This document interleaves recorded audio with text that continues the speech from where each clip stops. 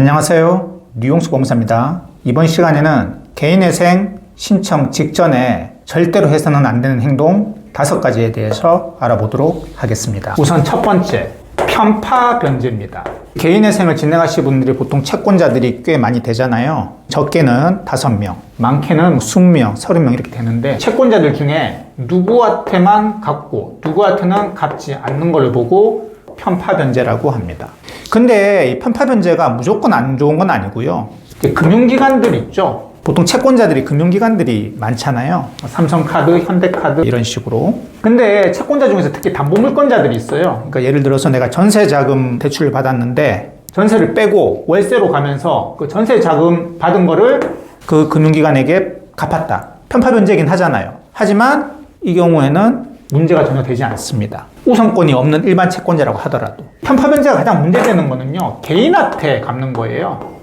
그러니까 내가 돈을 빼돌리는 게 아니라 실제 친구한테 돈을 빌려서 그 돈을 갚은 거예요. 내 어머니한테 실제로 빌렸어요. 그래서 그 돈을 갚은 거예요. 그렇다고 하더라도 그거는 무조건 문제가 됩니다.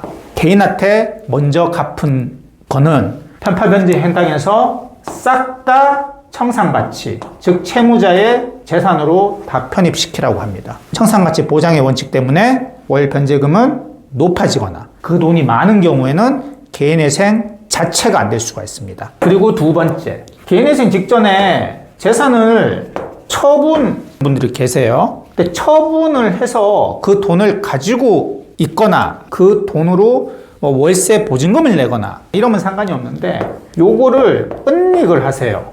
그러니까 판 돈을 현금으로 인출해서 집에 가지고 있거나 다른 가족에게 주거나 그 돈을 가지고 금을 사거나 이런 경우도 문제가 됩니다. 크게 문제가 되는 거죠. 이거는 채무자 회생 및 파산에 관한 법률에는 기각사유예요. 그러면 기각은 안 시키더라도 그럼 이 돈을 전부 청산가치에 반영하라고 합니다. 그러면 또 월 변제금이 높아지고 혹은 이 돈이 너무 크면 개인회생 자체가 안 됩니다. 그리고 세 번째, 어차피 개인회생 할 거니까 카드 한도가 남아있어요. 카드로 사치를 부립니다. 일반적인 생활비 쓰는 건 상관이 없어요. 마트에서 장 보고 아이 학원비 내고 이런 건 상관이 없는데 그러니까 아이 학원비도 1년치 한꺼번에 결제하시는 분들 계세요. 그러면 또 안 됩니다.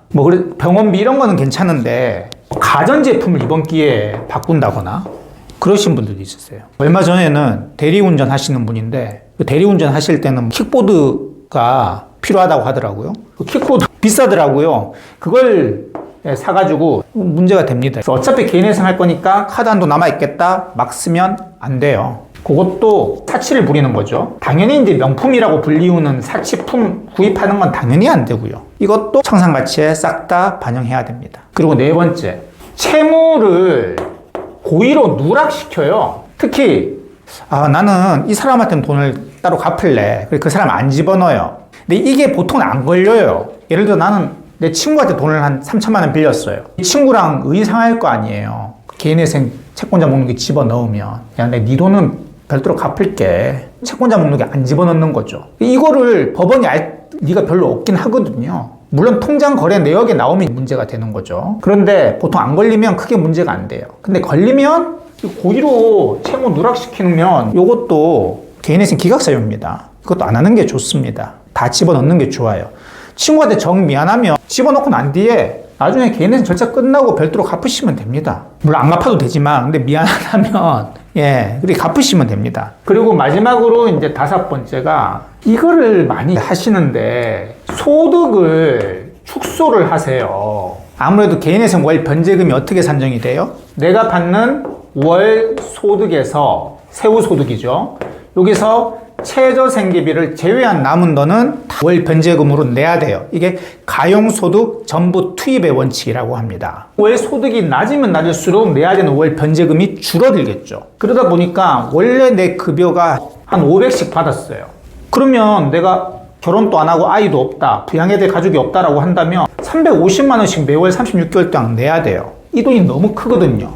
그러니까 다니던 회사에서 500 중에서 100은 현금으로 받고 300을 통장으로 꽂히게 해가지고 축소 신고하는 경우 있어요. 당연히 법원에서는 의심합니다. 아니 갑자기 같은 회사인데 500씩 받다 300씩 받았다 그러면 무슨 핑계를 댈 거예요. 물론 핑계 댈 거는 있습니다. 근데 과연 얼마나 믿어줄지는 미지수예요. 회사를 바꿔도, 아니, 멀쩡하게 500 받던 회사에서 그만두고 200주는 회사로 옮겼어요. 이러면 또 의심 안 하겠습니까? 명확한 사유를 소명해야 돼요. 그냥 줄었는데요, 요즘에 회사가 어려워져서, 이러면 안 믿습니다. 그래서 이것도 조심하셔야 돼요. 이번 시간에는 개인회생 신청 전에 절대로 해서는 안 되는 행동 5가지에 대해서 간단하게 살펴봤습니다. 지금까지 류홍석 법무사였습니다. 감사합니다.